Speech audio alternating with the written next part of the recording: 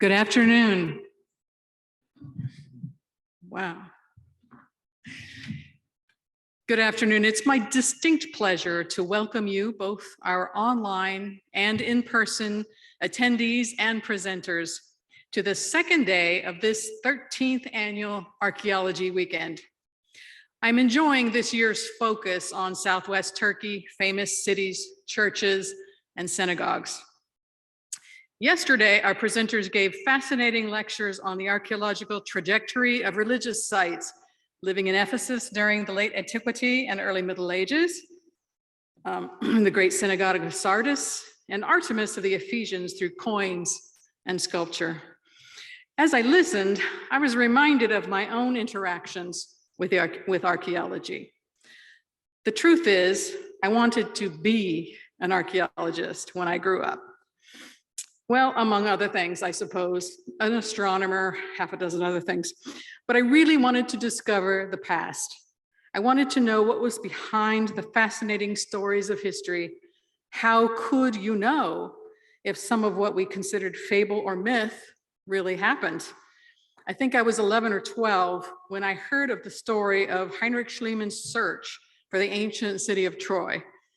If we could find evidence that the city had indeed existed, perhaps the story about the Trojan horse and many others were based on some truth. Exciting to me. What if we could find evidence of many other stories of the past? Stories of Atlantis. I grew up in a very old log house in Tennessee, now on the Tennessee State Register of Historical Homes.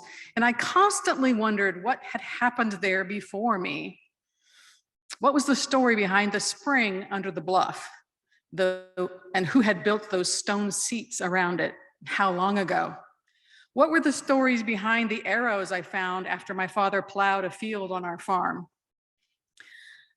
Another fascinating discovery for me, who hung that horseshoe on a branch on a tree down a road that I often went down?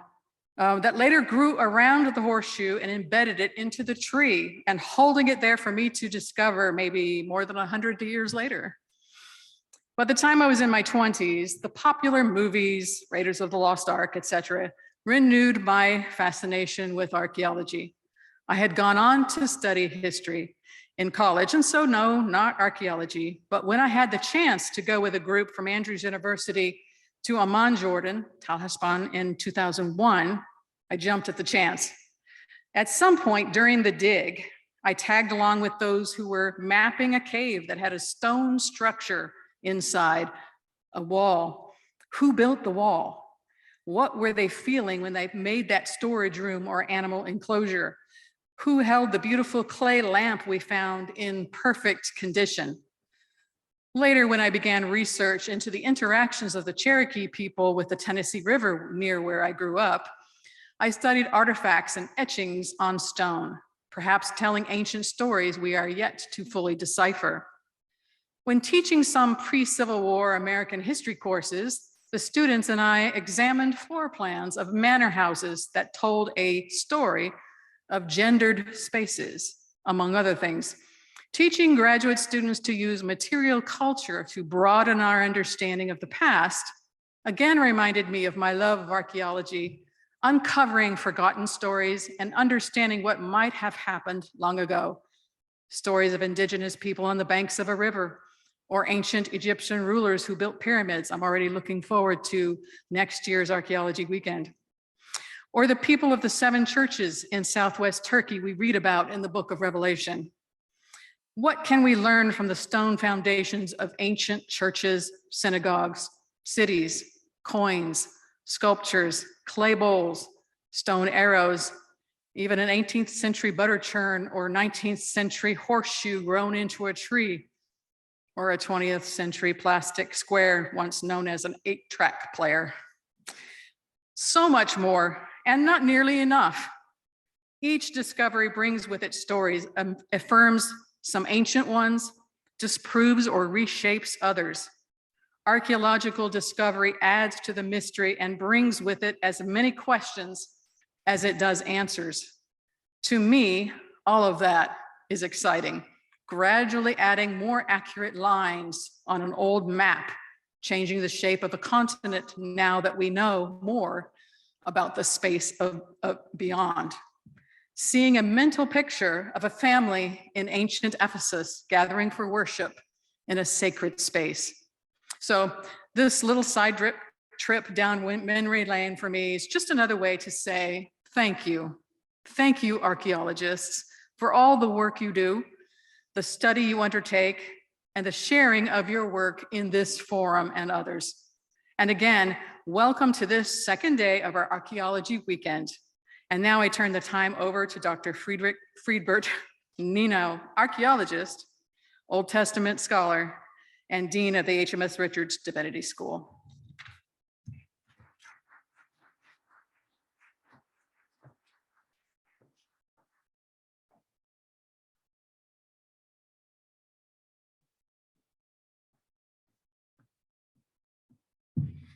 Good afternoon. I want to extend my welcome to all of you who are here this afternoon and those who follow through the stream. This afternoon, we have another lineup of great presentations. The first one will be done by Dr. Mark Wilson. You have heard him yesterday, so I will briefly repeat his bio. Dr. Mark Wilson is the founder and director of the Asia Minor Research Center in Antalya, Turkey, where he and his wife Dindi have lived since 2004. Mark received a doctorate in New Testament at the University of South Africa, where he is also a research fellow. His research interests include ancient Jewish communities, Roman roads, and biblical routes in the Eastern Mediterranean. Mark is the author and editor of numerous books, articles, including A Biblical Turkey, a guide to the Jewish and Christian sites of Asia Minor, St. Paul the Traveler and Roman Citizen. He regularly leads study trips to Turkey, Greece, Malta, and Italy. He also blogs periodically for Bible History Daily. His presentation this afternoon is The Archaeology of the Seven Churches in the Apocalypse. Now, his presentation will have a response by Dr. Kendra Haloviak-Valentine, one of our own here at La Sierra. Dr. Kendra Haloviak-Valentine is Professor of New Testament Studies in the HMS Richards Divinity School here at La Sierra University. She earned bachelor's degree in theology and English from Columbia Union College and a master's in New Testament from Andrews University Theological Seminary. Kendra completed her doctorate in New Testament and Ethics at the Graduate Theological Union at Berkeley in 2002.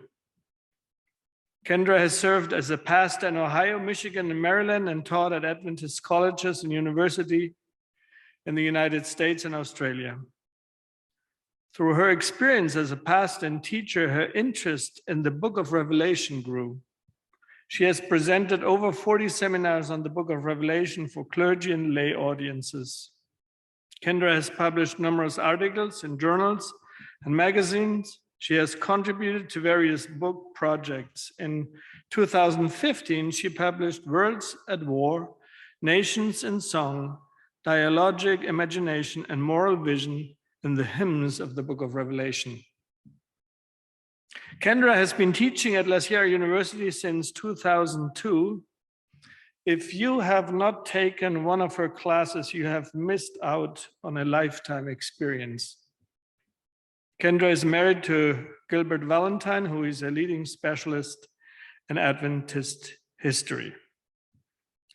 My archaeological experience in regard to Turkey got first-hand experience in 1989 when I first visited Turkey, driving from southern Germany to Jordan in my Volkswagen.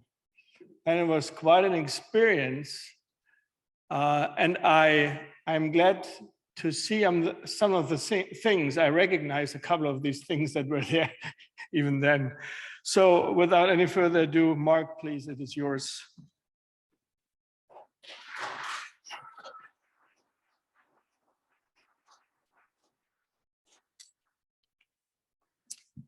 Thank you to both April and Friedberg for your introductions to those live and those virtually with us. I want to jump right to our topic here.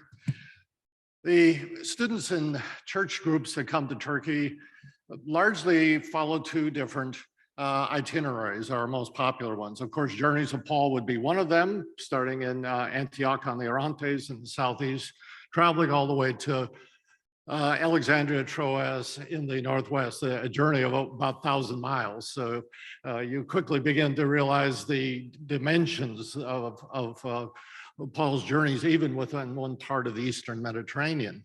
A second itinerary that is very popular, of course, is the seven churches. And many, many groups come to Turkey to do that. Why?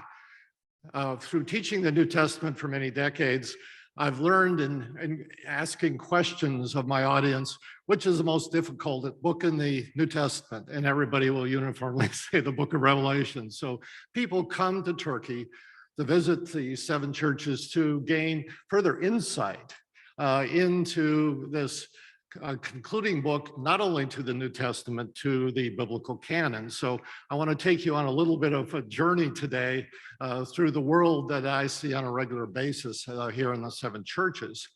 Just as a side note, two different video projects on the seven churches that I've been involved in, both are released coincidentally this fall. So maybe you've seen these advertised.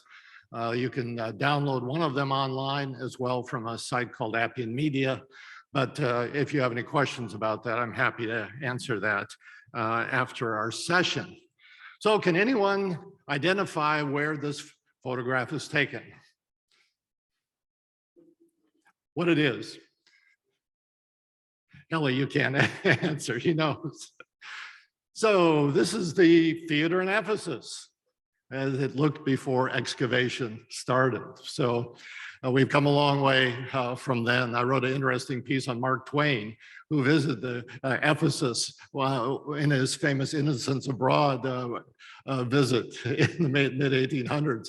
And this is one of the sites that he did see.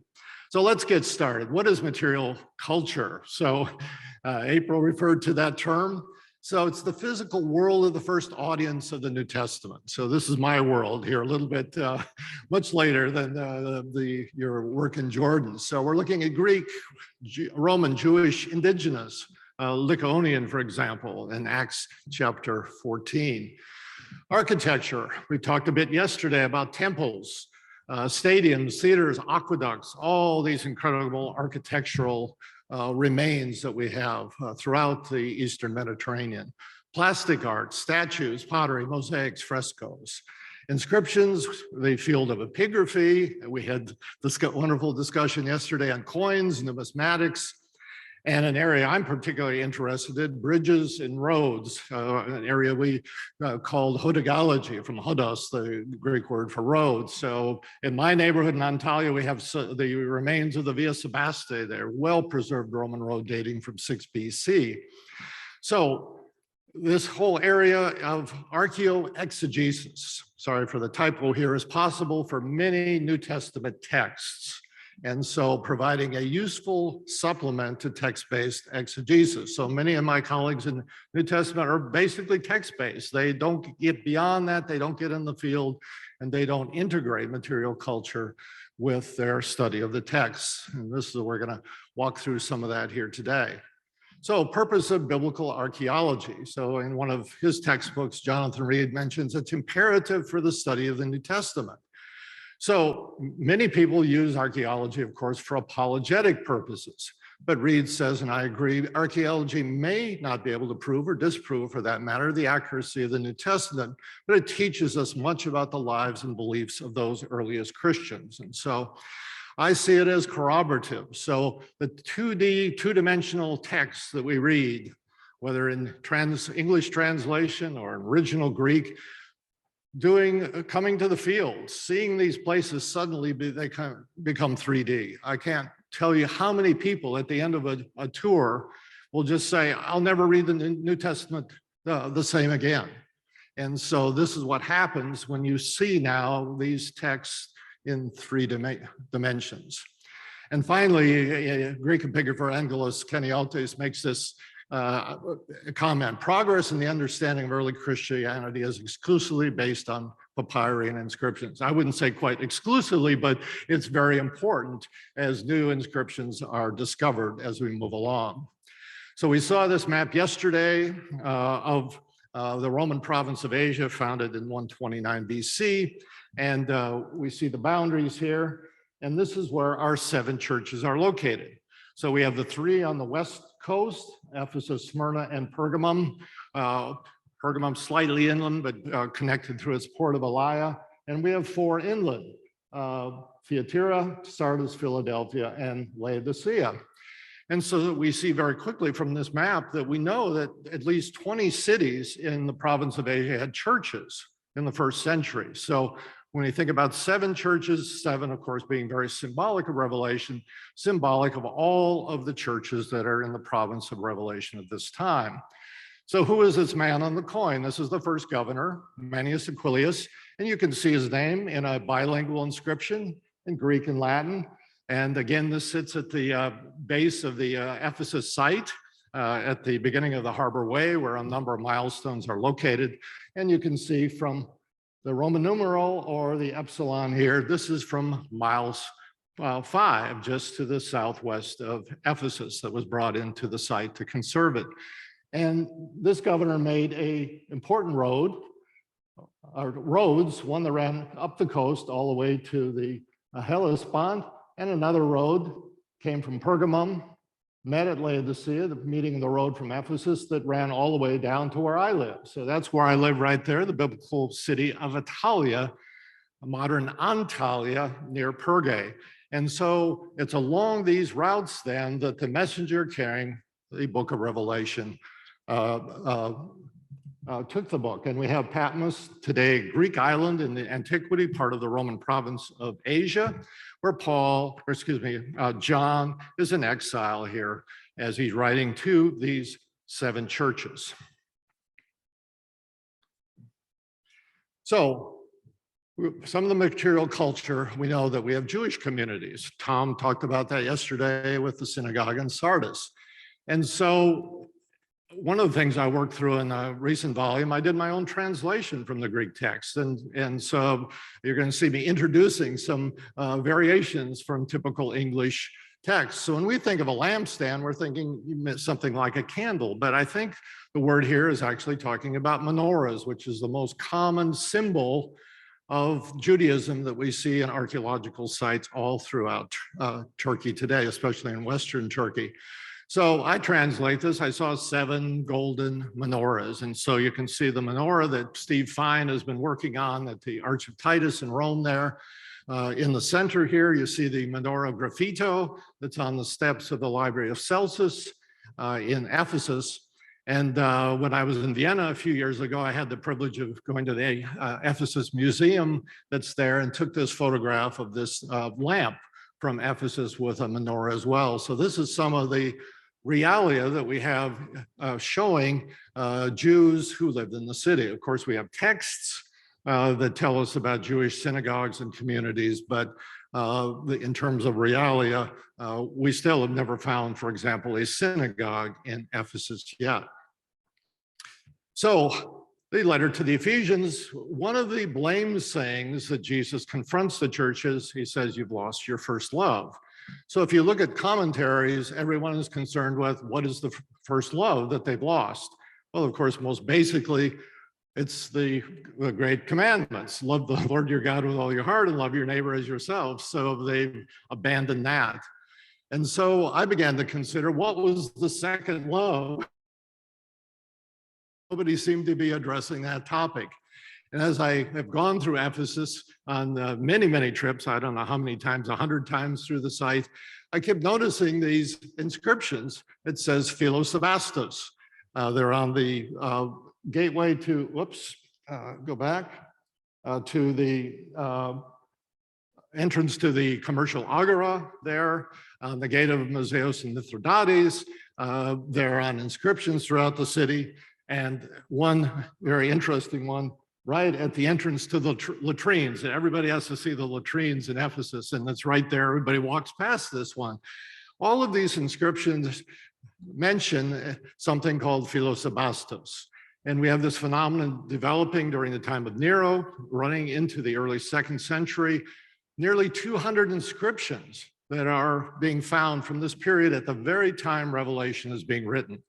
And so I developed this in an article arguing that perhaps this is what we have that the early church is struggling with. We have elite people who are either have come to faith or are inquirers who are struggling with their social role here and the temptation to be loving emperor lovers, Sebastos, the Greek word for emperor, and joining their colleagues in erecting these type of inscriptions, and then others who are arguing that you cannot do this now as a follower of Jesus Christ.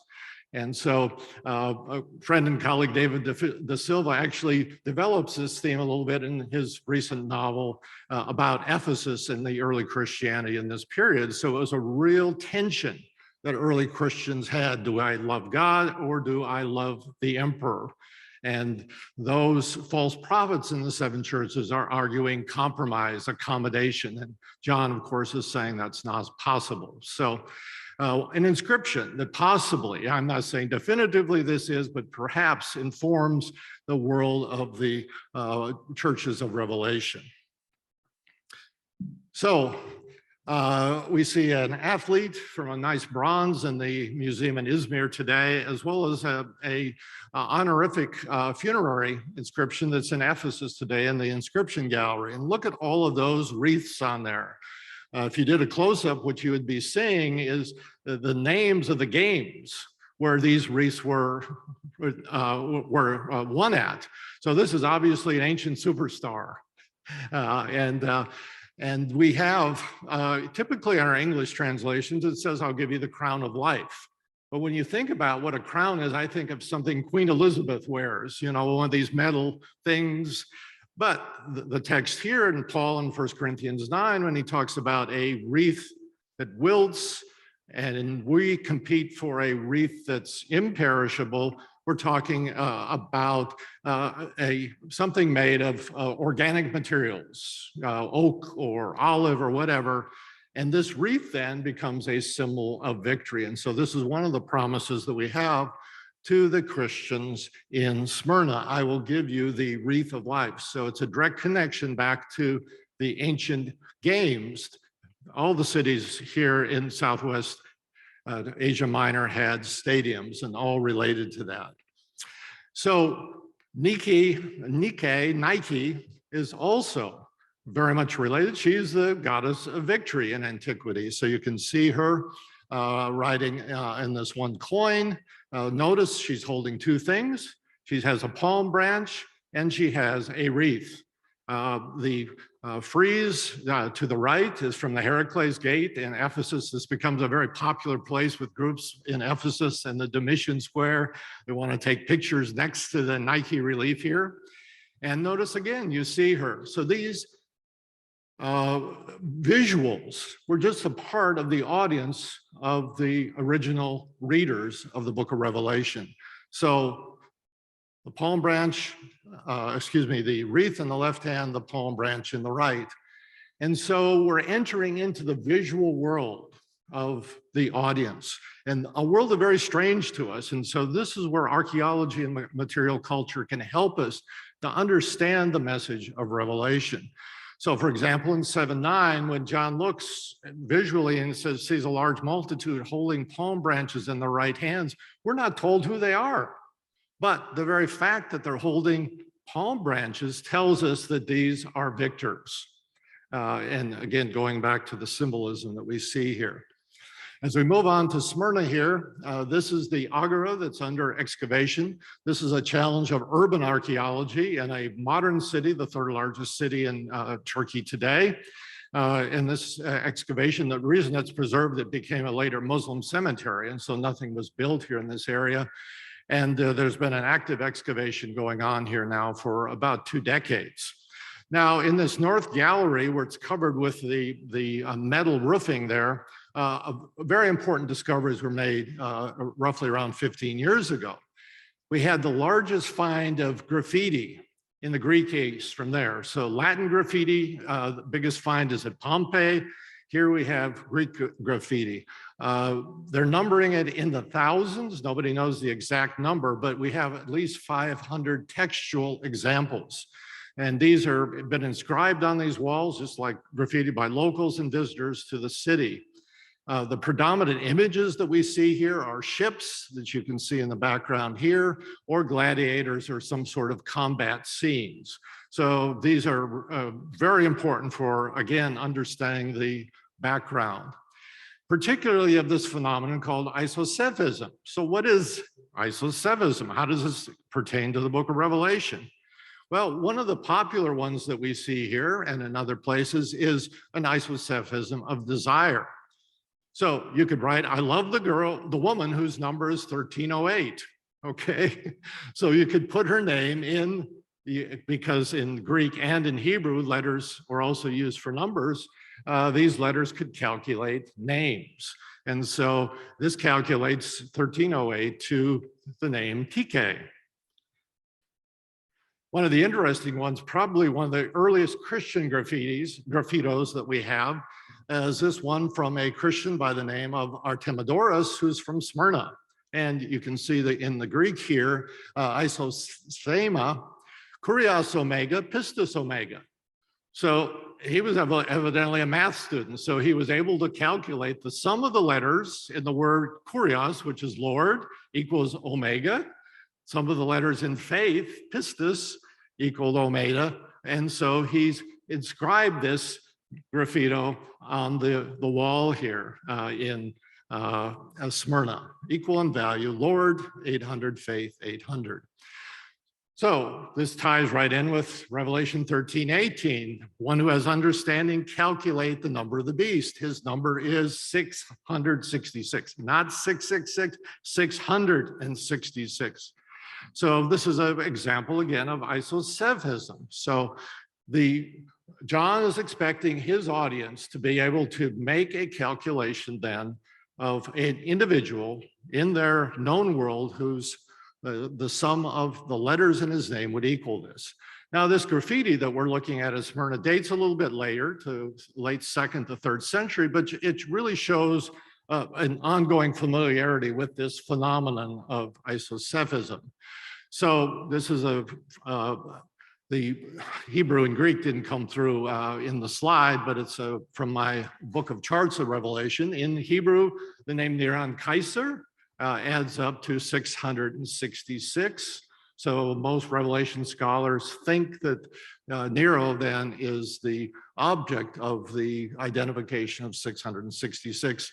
Just by way of exercise, the Greek sum of Iesus is 888. So who is this woman on the beast that we see in Revelation 17? So John sees this woman sitting on a scarlet beast, the image you're all familiar with. And of course, the image that we're looking at the right is in central Rome today. She still presides over the city of Rome at Campidoglio here.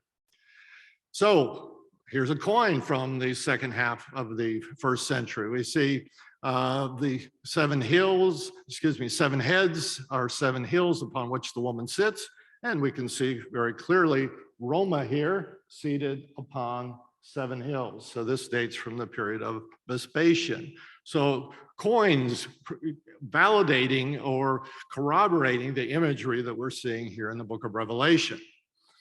Now, the first temple to Dea Roma in the province of Asia was actually before Asia became part of the Roman Empire.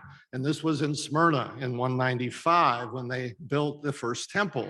And we can see Dea Roma here holding her temple, whoops, I gotta get these buttons right, there in her hand. And we see this, even though it's a later period, it's showing this temple here.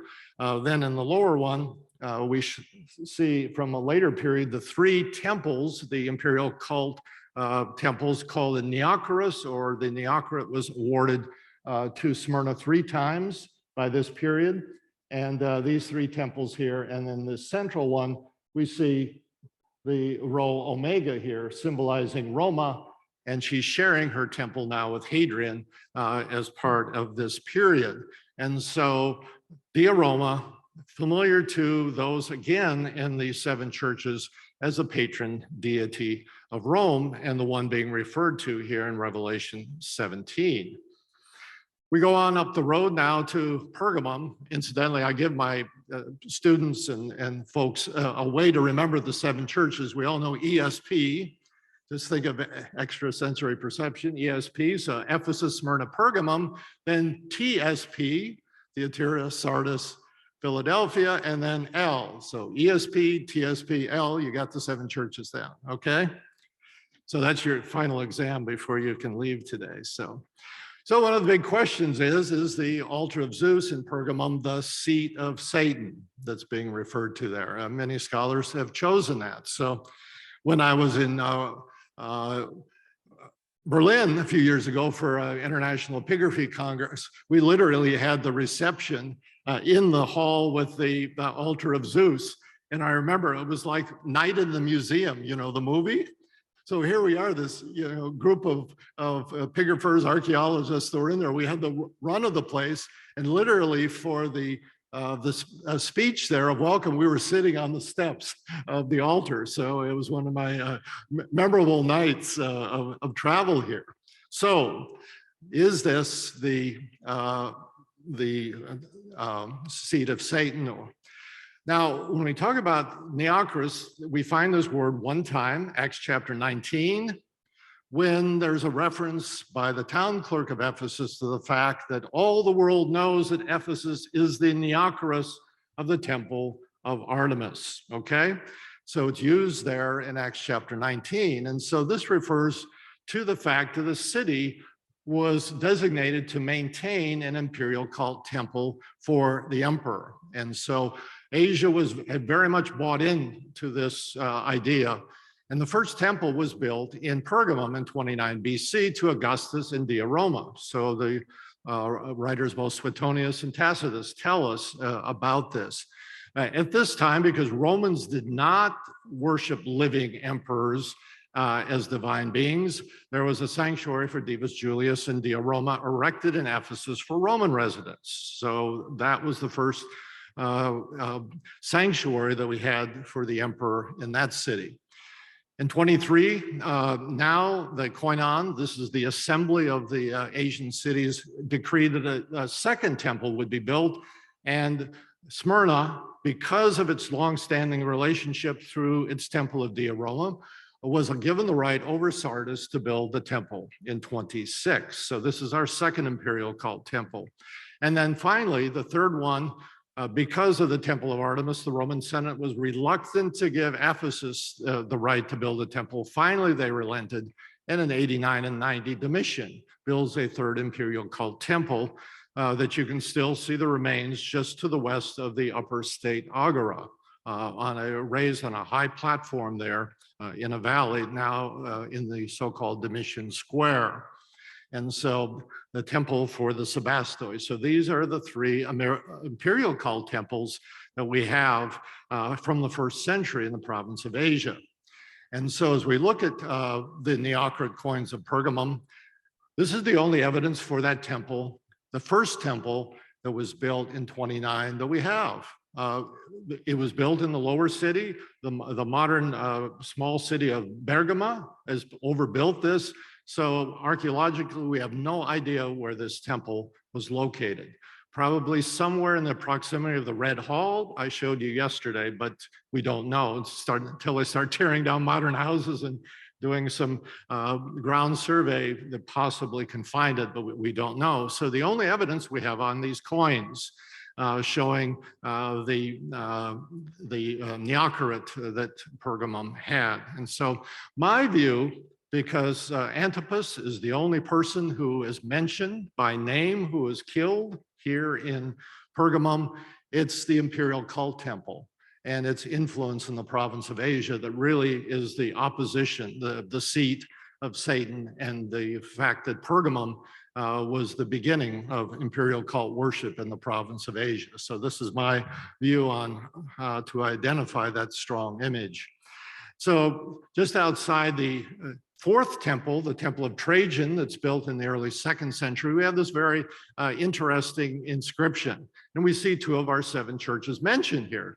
So down below, we can see the Demos, that is the assembly of the city of Thyatira, is erecting this stone to honor its neighbor Pergamum for its first proton kai dis neokron of the emperor. And so their neighbor now has been given the first right in the province of Asia to have 2 imperial cult temples. And so we have this inscription mentioning this with this key word. So the statue of the beast. We know usually in translations it says the image of the beast, but we need the thing statue, okay? When ikono, the Greek word there, and I translate it throughout as statue. And this statue then that would be erected, it would be symbolizing, and I'll just show you in a second, who that beast would be that's represented in by these statues erected throughout the province of Asia. And these statues usually would be painted, they'd be made of marble or bronze, and they would portray the emperor in 3 ways. So they would show him as the military conqueror in a cuirass. We use that word to describe how he's depicted. And literally, you go in every museum in Turkey, Greece, this part of the world, even in Israel, you see statues, either mostly, occasionally you'll see them in bronze, but mostly in marble, depicting emperors in this form, naked like a god. So showing his divinity. So strength as military leader of the legions, here naked like a god. And then togated, he's the model Roman citizen. So this is a very nice statue of Hadrian we see in the Istanbul Archaeology Museum, one of the very rare bronze statues that have remained. Normally they melted these down, but this is still on display in Istanbul. So the 3 forms that the early Christians in these 7 churches would have seen, city after city, depictions of the emperor in statue form that were there. A few years ago, I was at a conference on Caligula in Richmond, and they'd done some restorations of what these statues of Caligula in their collection would have been looked like as possible reconstructions with painting. So just imagine all of these statues that we're looking at that are so white today would have been painted often in very bright colors, but of course the imperial purple, the purple and scarlet that's on the woman seated on the 7 hills in 17 depict the imperial right to wear the purple. And here Caligula is depicted in this way with his togas. So blasphemous names. So the beasts are speaking blasphemous names unto God.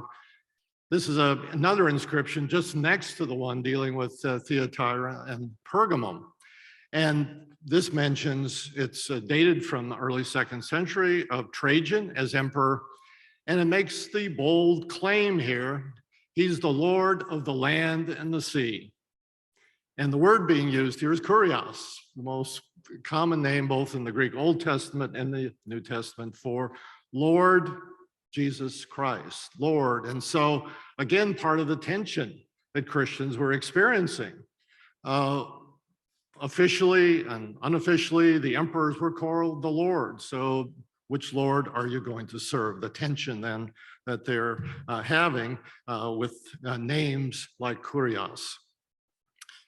We saw this Egyptian temple yesterday, and we have a reference in 1315 to give breath to the statue of the beast so that the beast statue might speak. Now, they're talking about a known phenomenon in the ancient world. And so you can see in the upper right here, a podium base that I showed yesterday. It was at the upper end of the temple. And literally there would be a bronze statue of the Egyptian god standing there. And notice the hole in the middle here. Literally the priest then could come up into the statue and move the statue, cause it to speak, give life to the statue here that was there, and give the appearance of some sort of life, perhaps speaking, smoke and mirrors, light show, or something that they are able to do this to give life to the beast.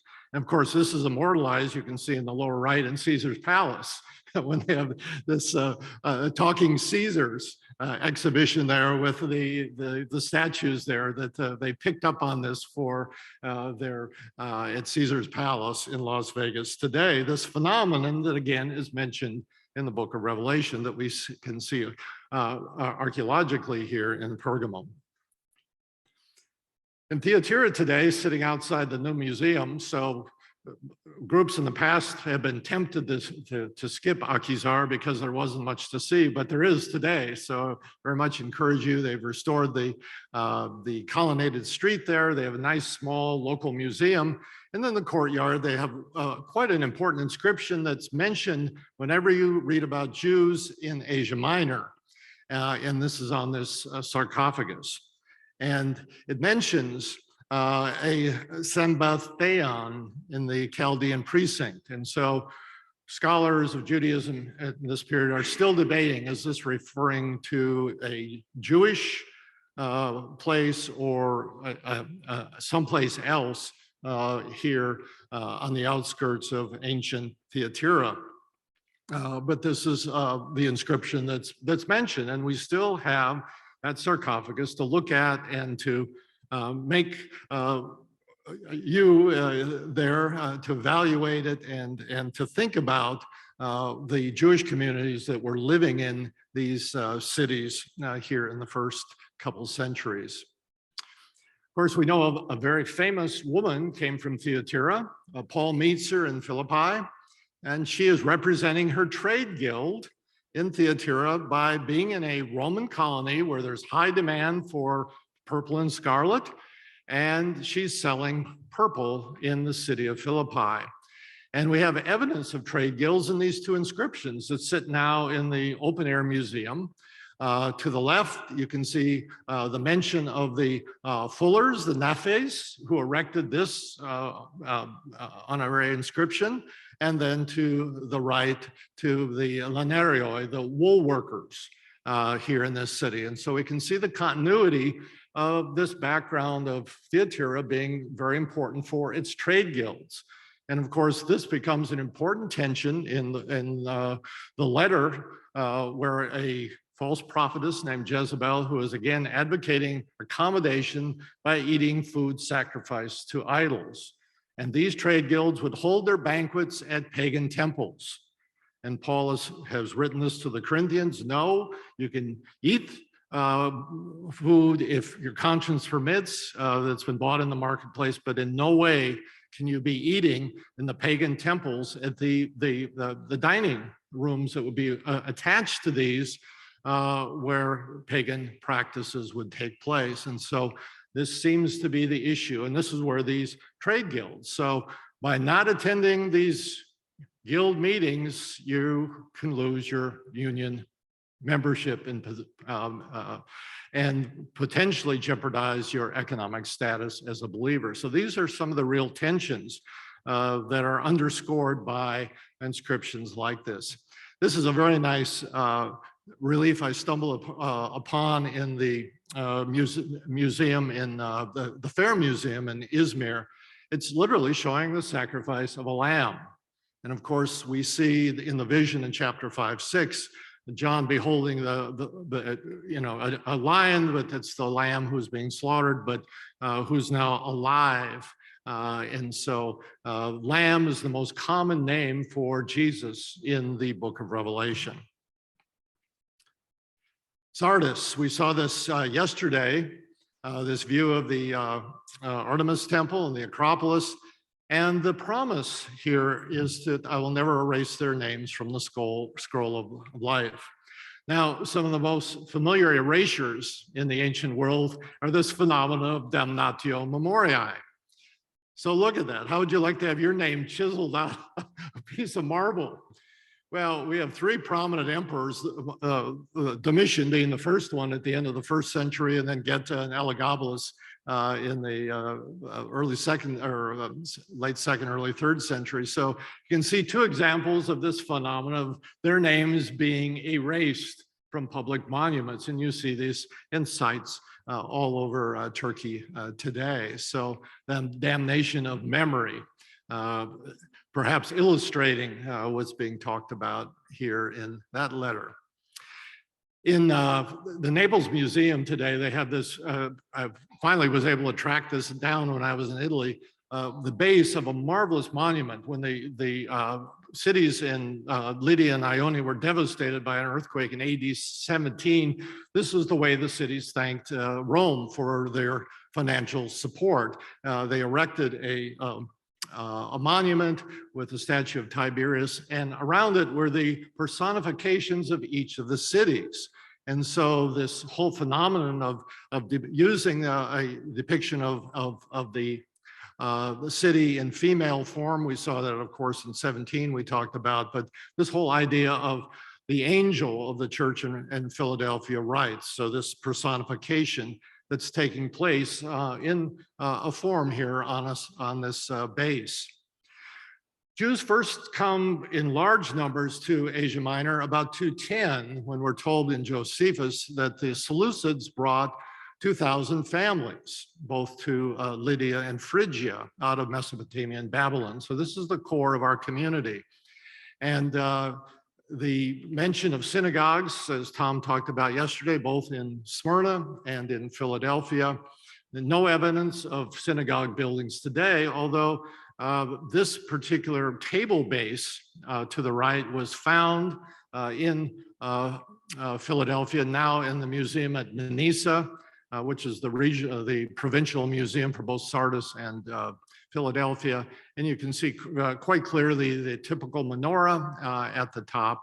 And so evidence then of a later Jewish community. So most of the archaeological pieces related to Judaism we have in Turkey start in 4th to 6th century. So, but we know from from a text that we have a much earlier community. So one of the great promises in this letter, I'll make victors a column. I don't like the translation pillar. These are columns. I'll make them a collar in the temple of my God. And this is the largest standing temple we have in Turkey today at Eisenoi. Look at these massive monolithic fluted columns that still stand there today. And just think of the spiritual image that God is saying is, if you are faithful, he's going to establish you, as a victor in his heavenly temple. So a great visual to illustrate that promise. He also says, I'm going to write upon them the name of my God and the name of the city of my God. And we have this phenomenon in the province of Asia of columns being inscribed. And so this is in the upper city in Ephesus at the Prytanean. We have the names of the Curites inscribed on this column for roughly about 5 or 6 decades there. And you can see these names up there as well. This is another fun example at the Sardis Artemis temple. This column base is actually speaking to those who come up and approach it. And it says to the observer, I am the first column to be erected. So it's wonderful. Again, another illustration of this promise that's given to those in Philadelphia. Well, we saw this picture yesterday. One of the most familiar warnings in Revelation, of course, is to Laodiceans. I'm sure many of you have heard a number of sermons based on this text. Because you are lukewarm, neither hot nor cold, I'm about to spew you. The word is literally vomit you out of my mouth. It's a very strong word. We get our word emetic from it, emeo, in 3:16. So you can see the steam coming off of the hot springs here at Pamukkale. Hierapolis is just behind us. Look at those beautiful snow-capped peaks to the south, framing the city of Laodicea. That's right in the middle. So you literally have hot and cold right there in the picture. So a number of interpretations of what this image, this warning is all about. I'm not totally convinced it has to do with water system yet, but it seems the most logical. But most of the writing on the water system is wrong on commentaries because we have a very good water source to the south of Laodicea. You can still see part of the siphon aqueduct that's here with the channel coming up to another siphon to the other side. And it's going to some very deep underwater springs that provide water for the modern city of Denizli today. So it was a very abundant water source that's only about 2 miles to the south. And you can see the south water tower here. And you can see from the buildup of the calcium carbonate that this water has a lot in it. You're hoping your arteries don't look like that, you know. And this pumped water to the middle water tower and distributed throughout the city. And so they had a very efficient water system. They've just discovered a very important water inscription in the city project I hope to write about here in the near future, dealing with this very important warning. One of the, and this just as a sidelight, one of the more interesting things they found here in Laodicea, as we talk about fusion of identities, and I take my groups to look at this and I say, how would you interpret this piece of archaeological reality? So this was part of a column fragment that was taken out of a nymphium that they were excavating there. I personally think this comes from a column of a synagogue. We have something similar in Priene where I excavated in 2010 and 11 with marking the entrance to this. So this is not a graffito. This is an intentional carving inscription into the column. So we can see the very typical menorah at the bottom with flames coming above it. Again, this is very standard iconography. Everybody know what this is, the shofar to the right. You've got a lulav, the palm branch here, and when they reconnected these two pieces, for many years they didn't have it together, we just have the base of the etrog or the citron there as well. So those three elements, but of course, look at the cross that's been inscribed over that with the globus right in the middle. So some people have interpreted this, that this is maybe a Jewish Christian who put this together. Others would say it shows the compatibility of Judaism and Christianity in Laodicea. As you look at closely, though, you can see the depth of the inscribing, the inscriber is different. It's not the same person who did this. And Steve Fine, who I took Steve to look at this, he says this is, from his perspective as a Jewish scholar, this is a hostile symbol where we see an early evidence of what we called supersessionism, of the triumph of Christianity over Judaism. And this is my interpretation of the symbol. I don't think this is a friendly one at all, but quite an interesting piece that's recently been discovered there that illustrate Christian and Jewish relations in Laodicea. Almost done. So a final slide. This is a really interesting tomb in Hierapolis near the North Frontinus Gate, and tells us erected by a merchant by the name of Flavius Zeuxis. And you'll see this inscription mentioned in everything on New Testament backgrounds. And it tells us that Zeuxis, he traveled 72 times around Cape Malea. Well, where is this cape? It's the tip of the Peloponnesus of Greece, a very difficult passage. And so he would have had to travel 100 miles from the valley to Ephesus, boarded ships, and then travel to Rome. So 72 passages, again, illustrating the merchants, the trade that was going on that is mentioned in Revelation 18. So a couple final observations. Revelation is a visual and an oral document. Throughout, John says, I saw or I heard. And the understanding of this book is enhanced through a knowledge of material culture. The language and illustrations were familiar to the first audiences, but they're very difficult for us to understand unless we begin to have a knowledge of Greco-Roman history, geography, and material culture that suddenly the apocalypse becomes more unlocked for us. And as we've seen, archaeology is continuing to reveal new data, informing and illustrating the world of early Christians, particularly in the seven churches. So a few things just related to our ministry in Turkey.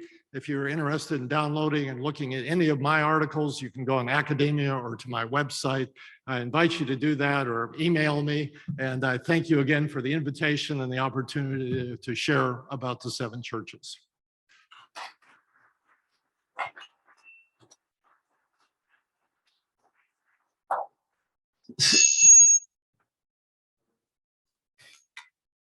No, they were better. Are we okay? Oh, I think we were too close. Okay, I was too close. Someone was too close. So before, Kendra, you give your response, if anybody has a question, maybe one or two, and then Dawn, I don't know if we have anybody from, we do have somebody. Those of you watching this on Zoom can interact. You can use the chat box or Q&A and send something, and Dawn will read it for us. Are you ready, Dawn? Okay. Do I have, there it is. Okay, thank you. All right, we've got a question here that is referring to, you spoke about the priests coming up into the statues and moving them and speaking through them. Was it a ceremonial formality, or did the people actually believe that those were the deities, or that they were actually interacting with them?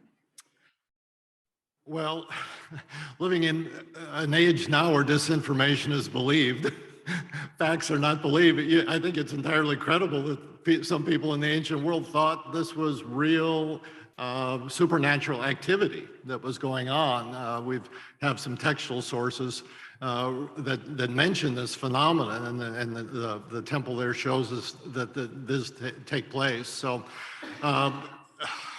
it was a way for these priests, obviously, to exert power over the worshipers that were there. But there seems to be a belief of credibility that something supernatural, mystical was taking place there, and not simply a deception. Although John is saying that this is deception that's occurring. Okay, and we have one question here, and then we will turn to our respondent. Any idea why those specific seven churches were picked and others were excluded? I think it has to do with the route, and it was a very efficient route up the coast and then cutting inland. I think what we saw with the mention yesterday of circularity of these documents, where Paul is writing to the Colossians and said, but share this with the church in Hierapolis and Laodicea as well. So I think you can just imagine that the Revelation, the Apocalypse, is going to be shared with his same churches. So I think these seven would have made copies and sharing them with proximate churches as well. So I think the audience is much greater than just the seven. Thank you, Mark, for connecting us with the reality of Asia Minor at the time of the New Testament. Kendra.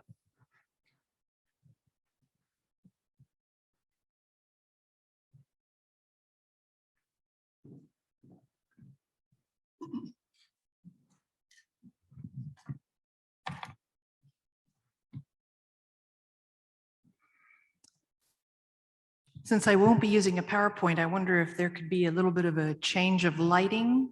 It would make it easier to see the podium. If not, we can work with it. Thanks. Dr. Wilson's presentation, The Archaeology of the Seven Churches of the Apocalypse, consistently emphasizes the importance of material culture, places archaeology has uncovered, as well as physical items and inscriptions. For Dr. Wilson, the study of material culture is a way to help readers of the challenging book of Revelation become better experience it and in its first context. So Dr. Wilson has given us many helpful examples in his enthusiastic presentation today. He's also explored material culture in many articles and book projects on this topic. He's working in the tradition of William M. Ramsey and Colin Heemer, and the more recent works by Bruce Longnecker and Christopher Stanley. How might we better understand the book of Revelation? Answer: by better understanding the material culture of the church sites, the cities where they were located, that we have access to through the contributions of archaeology. Through his work, Dr. Wilson helps us better grasp what life was like in those famous cities and in other churches and synagogues located in what we now call Southwest Turkey, especially for the Christian house churches in Ephesus and Smyrna, Pergamum, Thyatira, Sardis, Philadelphia, and Laodicea. In an environment where Christians were pressured to have a dual loyalty to Christ and to Caesar. In cities where Jewish neighbors and even family members may have created further tensions. In places where the whole city was Neokoros, temple keeper, set aside to honor the emperor and the goddess Rome. Where the imperial cult was part of one's social life, one's everyday life. Where it was a source of revenue and city advancement. In such places, how were Christians to respond? How were Christians to live faithfully? Thank you, Dr. Wilson, for helping us to better understand the apocalypse through insights from the study of material culture. It is such an important part of understanding Scripture. And I want to take one example of material culture shared with us today, the Dia Roma coin, the goddess Rome coin, which Dr. Wilson mentioned, and explore how not only material culture itself, but cultural memory, which material culture alludes to and illustrates, also helps us better understand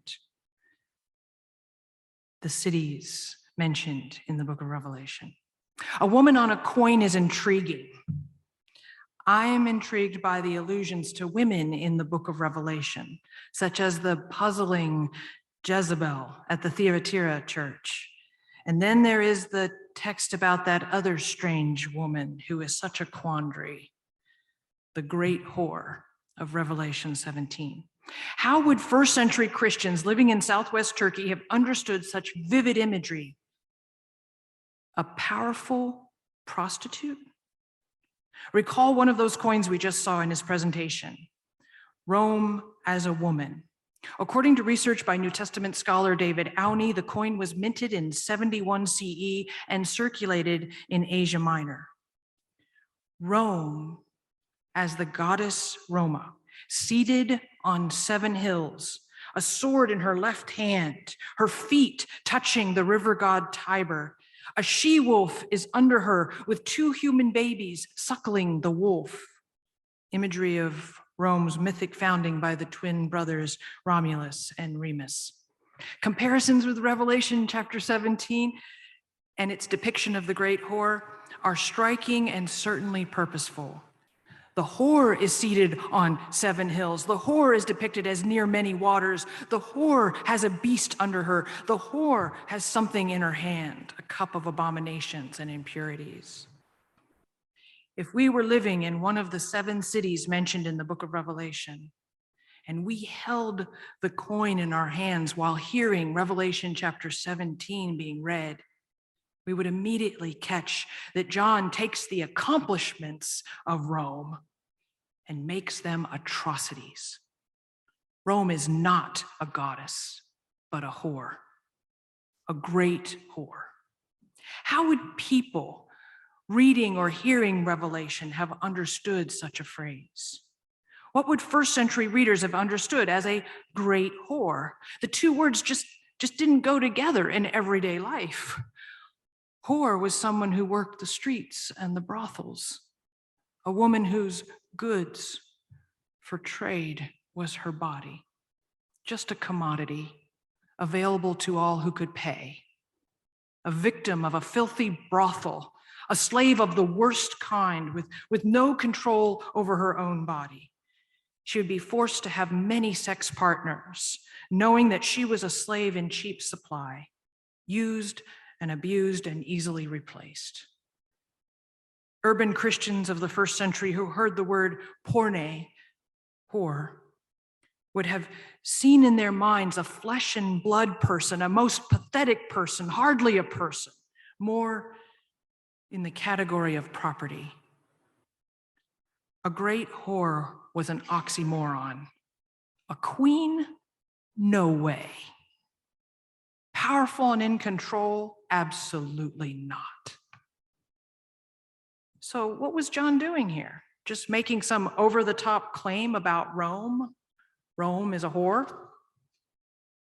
I agree with Wilson that we must take material culture seriously, that it's crucial for interpreting texts like the book of Revelation. But I propose that material culture, along with cultural memory, can further enhance our interpretation. Material culture, along with cultural memory, work together to help explain quandaries like a great whore, a phrase typically incomprehensible in a first century context. Several decades before the circulation of the goddess Rome coin, there was another coin with a woman on it.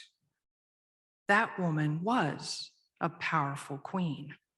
Although her own people celebrated her as a goddess, she and her nation were ravished by Rome. Her involvement in Asia Minor had profoundly shaped its history. Her story was indelibly inscribed on the cultural memory of the people of that province. Yet her life and legacy and cultural memory would also be shaped and distorted by Roman propaganda, etched away, if you will. Roman historical and literary works would turn her into a whore. The powerful queen and stories propagated by Rome about her provide a very helpful context for interpreting the great whore of Revelation 17. That powerful queen was Cleopatra. I didn't have this language until Dr. Wilson's presentation yesterday, but if you were here when he discussed the trajectory of monumentalization, when a Roman or Greek religious site goes through desacralization, becomes public space, and then is reappropriated by Christians. The idea is similar to what I'm suggesting about Cleopatra in cultural memory. That is, in literature and history, the world of ideas. She will go from goddess to whore, and then in a final twist by John the Revelator, Rome is the whore. While most historians of the past 2,000 years, not to mention filmmakers, portray Cleopatra as a sexually promiscuous seductress, irresistible to married Roman men, the historical person was actually a brilliant, highly educated woman, deeply respected by her contemporaries. As a leader, she made calculated liaisons with the expansionist Romans that allowed her to have a stable relationship with Rome while maintaining Egyptian independence. The son that she shared with Julius Caesar and the 3 children she shared with Mark Antony were a typical way monarchs provided stability between empires. There is no evidence of her having a sexual alliance with any other men. Rather than seductress, she was a politically shrewd survivor. Cleopatra had remarkable scholarly and military achievements, was considered an excellent leader, and held the loyalty of her people. After the birth of her first child, her Egyptian subjects held her up as the goddess Isis, champion of women and motherhood. She was educated in philosophy, rhetoric, and oratory.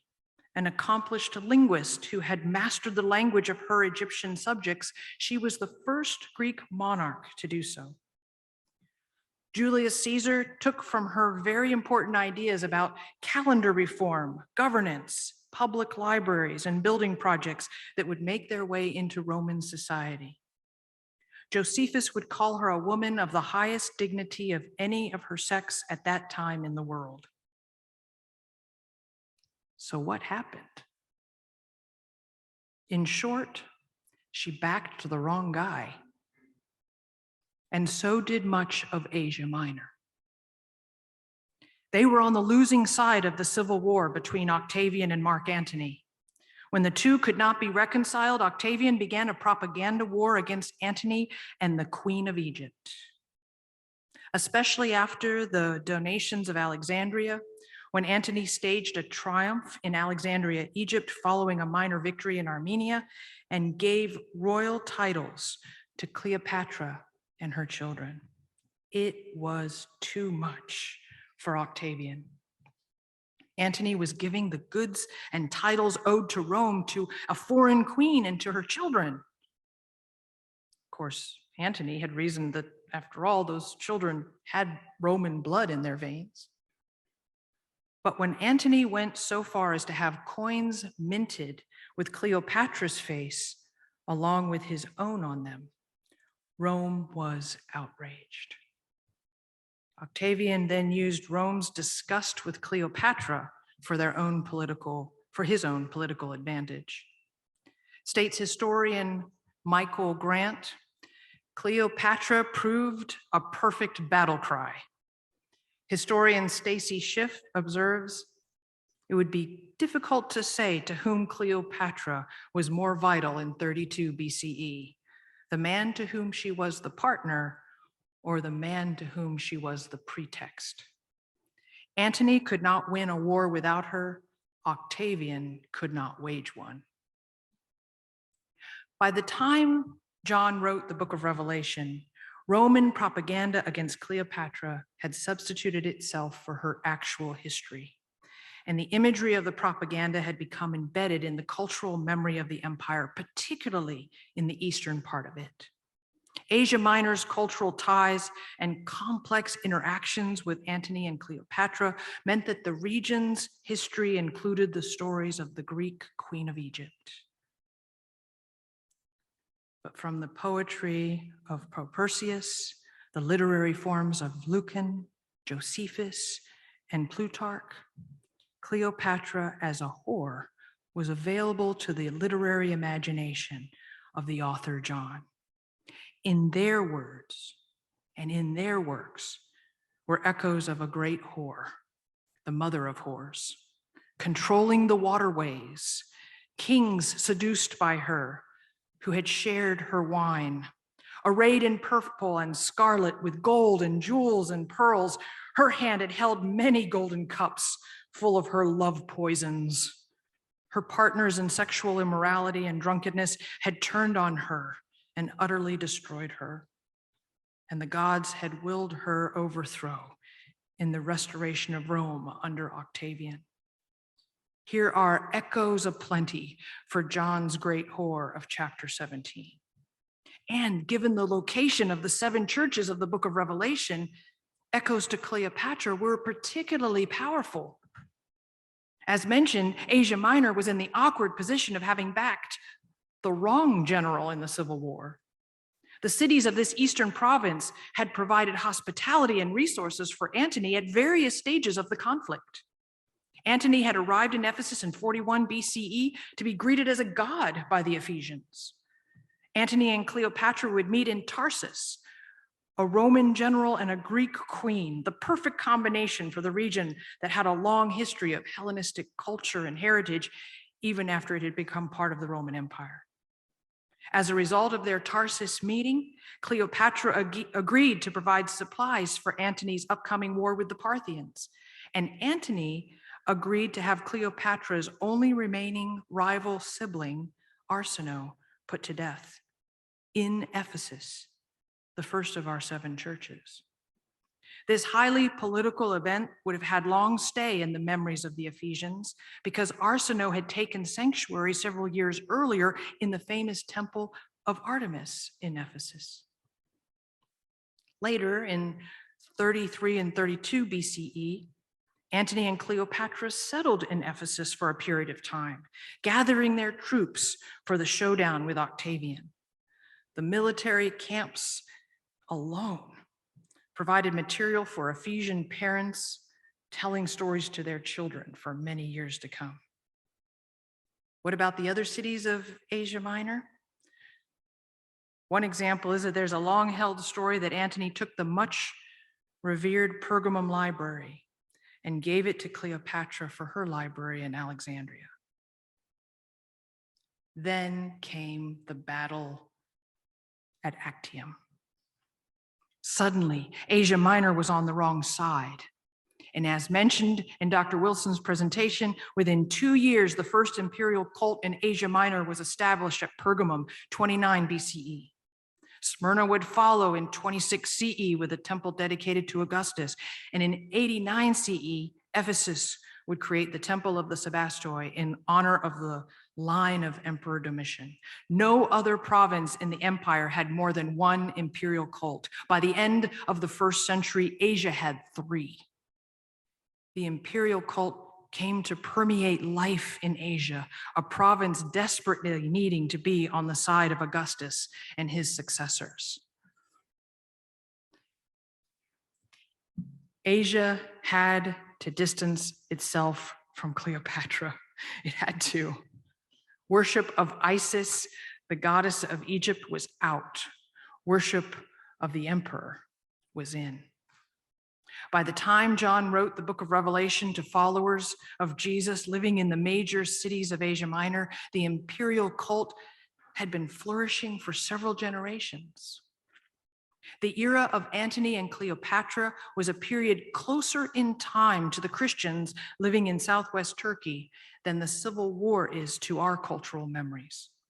Consider the ongoing power of statues and monuments, Confederate flags, and other symbols, ways that those on the losing side rework cultural memory. In Asia Minor, all people were expected to participate in the imperial cult, including frequent city festivals and games and sporting events. Commerce and trade were associated with the cult through local trade guilds. Remember Thyatira? And Asia was flourishing in its cooperation with the Roman Empire. The imperial cult was everywhere. But John called for resistance, including the daily activities of the marketplaces and the trade guilds and the shrines. To make his strongest rhetorical point, John portrayed Rome as a queen whore. Followers of Jesus were not to be seduced by the whore's luxuries, but to resist her economic exploits and violence. The apocalypse, the revelation was that the powerful queen was really a powerless whore. It was just a matter of time and she would be defeated. They must not go down with her. John believed that Christians in the province of Asia Minor were in crisis. While Asia Minor had embraced the imperial cult, Christians must not. The way apocalyptic literature functions, states John J. Collins, professor of Old Testament criticism, is to shape one's imaginative perception of a situation, and so lay the basis for whatever course of action it exhorts. How might the whore imagery of Revelation chapter 17 have shaped readers' imaginations and therefore their actions? The queen whore imagery would have resonated with readers in the Asia Minor province as part of their cultural memory of the Greek queen of Egypt, who had spent 2 of her last 3 years living in their region. Physical landmarks and stories remained. And the queen whore's great city of Alexandria still flourished just 400 miles to the south. But who was the whore really? Rome had resisted the whore even if Antony and Asia had not. Rome had killed her, a woman of power made into a whore in Roman poetry and legend. For John, however, Rome was the whore to be resisted. Would such a shift have jarred John's readers? Might some have welcomed it? Wolfgang Iser argues that the experience of reading means the text and reader converge. This is possible through what he calls the repertoire of the text. He says this: the repertoire consists of all the familiar territory within the text. This may be in the form of references to earlier works or to social and historical norms or to the whole culture from which the text has emerged. In the literary text, they thus become capable of new connections, but at the same time, old connections are still present, at least to a certain degree. The meaning of porne as a vulnerable slave working the streets was familiar territory, but required new connections when John's work included a porne who was also a queen. For some readers, the Dia Roma coin provided some familiar territory and gave meaning to Revelation 17. But another rich resource for familiar territory was the legend of Cleopatra. Some readers would have drawn upon this culturally embedded story of the queen whore of Roman propaganda, which would also have given meaning to the queen whore of the Apocalypse. Throughout Asia, every temple, every shrine, every religious site for the imperial cult recalled Cleopatra's story and the time when the province proved its loyalty to Augustus by distancing itself from the last Ptolemaic queen of Egypt. I propose that the story of Cleopatra provided part of the book of Revelation's repertoire, creating meaning as readers imagined the text's queen whore. Who else could play the part so well in this description of a whore whose sexual promiscuity, powerful liaisons, intoxicating femininity, and seductive ways made her extremely dangerous? States historian Diana Kleiner that Cleopatra was the most powerful woman in the ancient world's 1st century BC cannot be contested. By John's day, Rome's view of Cleopatra had been well established. Cleopatra was a lover of luxury and a ruthless woman who had blood on her hands. John took familiar imagery created by Rome's literary history and used it for his own purposes. He turned it against Rome, unveiling the way Rome itself worked. The Roman Empire was the great whore with whom the kings of the earth have whored. Rome wore purple and scarlet and was bedecked with gold and jewels and pearls. Cleopatra's golden cups may have held potions and poisons, but Rome had a cup full of abominations and impurities. Cleopatra might have been acclaimed as the mother of kings and to Rome the mother of bastard children, but for John, Rome was Babylon the Great, the mother of whores. Rome was responsible for the blood of thousands, peoples and multitudes and nations and tongues. In Rome was found the blood of prophets and of saints and of all who have been slain on earth. After Cleopatra's suicide, Rome celebrated. The enemy queen was no more. John's audience would celebrate when Rome was no more. The figure of Cleopatra as an interpretive key to the imagery of Revelation 17 enriches and broadens the understanding of this important section of the Apocalypse. The legends surrounding Cleopatra supply the author of Revelation with his most powerful rhetorical resource for critiquing the Roman Empire, especially for those living in Asia Minor. For the Christian readers of the Apocalypse, chapter 17 left no doubt as to whom the whore referred. The woman you saw is the great city that rules over the kings of the earth. Here was a text that used Rome's own hatred-filled literary history against one of its enemies, Cleopatra, to the destruction of Rome. The system that sanctioned the slave trade and the brothels and humans as commodities. Christians must not be seduced by Rome. We can learn a great deal from archaeology that helps us understand the 7 churches of the book of Revelation. And Dr. Wilson has reminded us of this.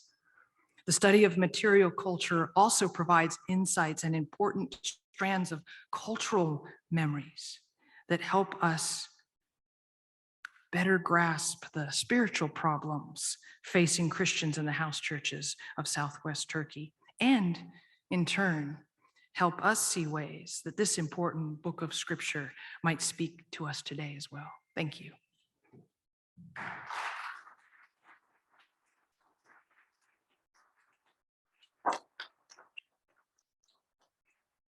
Thank you, Kendra, for adding new layers in our process of trying to understand these texts, and especially texts like the Apocalypse. Anything, Dawn? We may take one question, otherwise we're going to take a break, okay? So we'll do one question here. I don't know anything about Cleopatra. Where was she born and when did she die and what? Great questions. She was born in 69 BCE. And at the age of 19 in 50, she became the Queen of Egypt. And she would die, correct. Yep. And Mark Antony was 13 years older than Cleopatra.